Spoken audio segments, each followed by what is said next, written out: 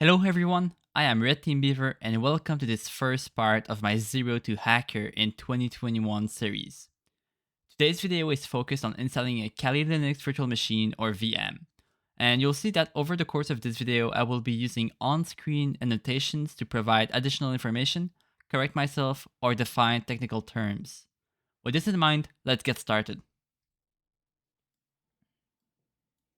Alright, so before we can get started, the first thing we need to do is actually make sure that our CPU can handle virtualization. In order to do so, you can press Ctrl-Alt-Delete to open up the task manager. Then go to Performance. And as you can see at the bottom right, you should see virtualization enabled. Now, if you see virtualization enabled, you can move forward and go to the next section of this tutorial. However, if you see disabled, you will need to find how to enable virtualization inside your BIOS settings. Now, if you don't know how to do that, well, first thing you can do is press the Windows key and R and go to MS Info 32. Click OK, and it should open this big system information page. You want to go look at the baseboard product name. You want to grab this, and you want to go on Google and look how to enable virtualization for this model. So, in my case, since I have an Asus TUF Gaming motherboard, I will use the first link, and I could follow the step-by-steps guide how to enable it. It will be different depending on your motherboard, so just follow the instructions you will find. In order to get started with virtualization, we need to download an hypervisor that will basically allow us to have virtual machines on our system. In my case, I chose VirtualBox, which is open source and free, and easily allows you to get snapshots of your virtual machines. Snapshots are kind of like backups to your machines. You take a picture of them in time, and then you can go back to them if you ever have any problem. The biggest competitor to VirtualBox is VMware. VMware requires you to pay a license fee in order to unlock some capabilities that VirtualBox already has, such as snapshots. There are ways around it, such as copying the old VM folder to a backup folder. However, it's a bit more cumbersome, and for beginner's sake, let's stay with VirtualBox. I still use VirtualBox to this day for my own home lab, and I do enjoy it a lot. So, of course, I already have VirtualBox on my machine, but I will still do the first steps with you. So, click on the big download link. Your version may differ from mine. It doesn't really matter. It's all the same. It's just it gets updated. So what you want to do is if you are on Windows, you want to get the Windows host file. If you're on Mac, you take the Mac one, and if you're on Linux, you take the Linux one. So just save the file and install it like you would install any other program. It should be quite straightforward, and once that's done, I will catch back with you. Once VirtualBox is downloaded and installed on your system, you should see a screen similar to this one. Now, in my case, I already have a couple of virtual machines installed on my host PC. Of course, to you, you won't see anything on this left pane here. That's okay.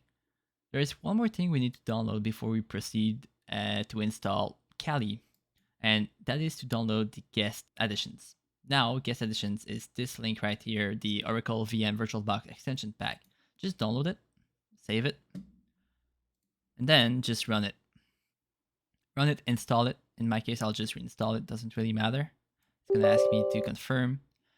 And once that is installed, basically what this does is it will allow you to, for example, share clipboard between your host machine and your virtual machines. It will also allow you to resize the screen of your virtual machines as well. So it's just a bunch of very nice tools that will now be used by your virtual machines.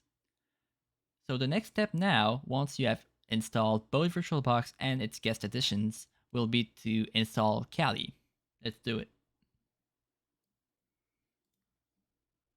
Once VirtualBox is fully set up, we want to start thinking about how we will install Kali Linux. There are two ways you can go about it. The first one would be to download the .iso file, which will allow you to clean install your Kali VM, basically.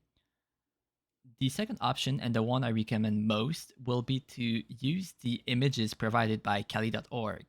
These images will basically come with a pre-built version of Kali already, and you won't need to do a whole lot of setup to get it working. To download the image, just click on the virtual machine option, go down, choose the 64-bit option, and then go under VirtualBox and just download it. Once this file is downloaded, come back with me and we'll install it together in VirtualBox. Once your download is complete, all you have to do to install the image is to double-click the .ova file. This will prompt you to import the virtual appliance. I usually just leave it as default and then do the modifications afterwards, so I will do the same thing with you guys. So just click import, agree to the license, and now all we have to do is wait once more. So I will catch back with you whenever this 3 minute of import is done.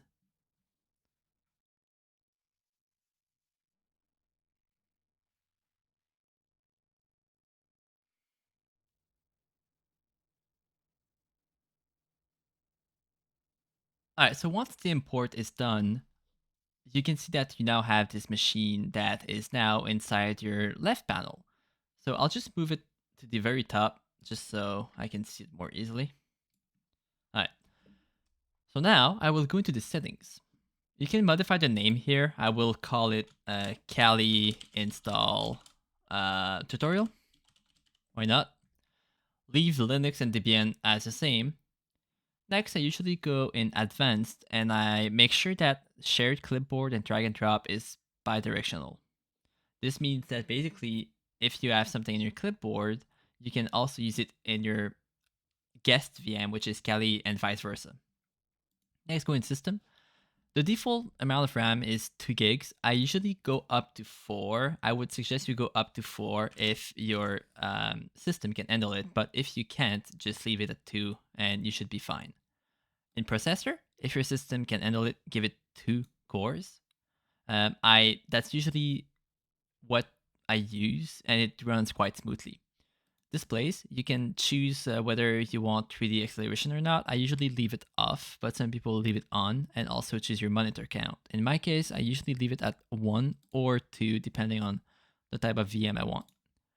Storage should remain like this. Audio, choose whatever you wish. Now, network, that's the nice thing about a VirtualBox is how easy it is to change your network. So by default, I use NAT, but let's say that for some reason you wanted to have it be able to interact with other machines inside your own network. You could just use bridged, and this would basically create this VM as another computer on your network. If possible, I'll try to show something on screen right now and basically show you the difference between a NAT network or a bridged network. Serial port, I leave it like this. I don't need it. USB, I leave it like this. I usually really need it. Shared folder, you may want to set those up. Shared folders are basically folders that will be shared between your host machine and your guest machine. So kind of like a easy way to transfer files from or to your machine. So you may want to set one up and you can just choose the folder path here like this. Next, you would want to do the auto mount, and this should also automatically be mounted. User interface, I leave it like this. So once you've set up your Kali machine like you want it, make sure that you press OK and not cancel, and now you'll be ready to move into the VM itself. Once you have installed your Kali machine and you started it, after a little bit of loading, you should see a similar screen to this one. This is a regular screen, and don't worry too much that it's small for now. You'll see it will get bigger whenever we log in. My first tip would be to put your VM in full screen by pressing the right control and F. So right now I'm in windowed mode, and if I press it again, right control and F, I will go in full screen mode. Next, we can log in by providing our default credentials, which are Kali for the username and Kali for the password. Press enter to log in. After a little bit of time, we will see our desktop appear. So the first thing we should do is click the little terminal icon on the top left. Now, don't worry too much about what I'm about to do. Just follow along. You don't need to understand all of the commands. I will give you more details about Linux commands in the next tutorial. But right now, what we want to do is enter passwd, and then this will change our password for Kali. As you may know, we're using default credentials right now, and those are bad. So provide your current password, which is Kali, and then use anything you want, hopefully a complex password.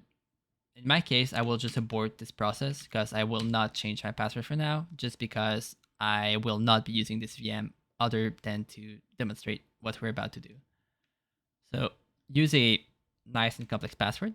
Once you've changed your password, the next step you want to do is to update your machine. Now to do that, we'll use sudo apt-get update. This command is sudo, and it's basically telling the Linux, hey, I want to be administrator for just this command. And once you've done that, you will request to get the updates of the repo. Next, we want to install these updates, and to do so, we need to do, again, sudo apt-get upgrade this time, and then do -y, so we will skip all of the automated checks, sorry. Next, we want to do sudo apt auto remove -y. Now this old command line is quite complex, but don't worry too much. This is basically the full command to upgrade our system. Provide your password, because we use sudo, so we need to provide our password. And now let's just wait until this update is complete.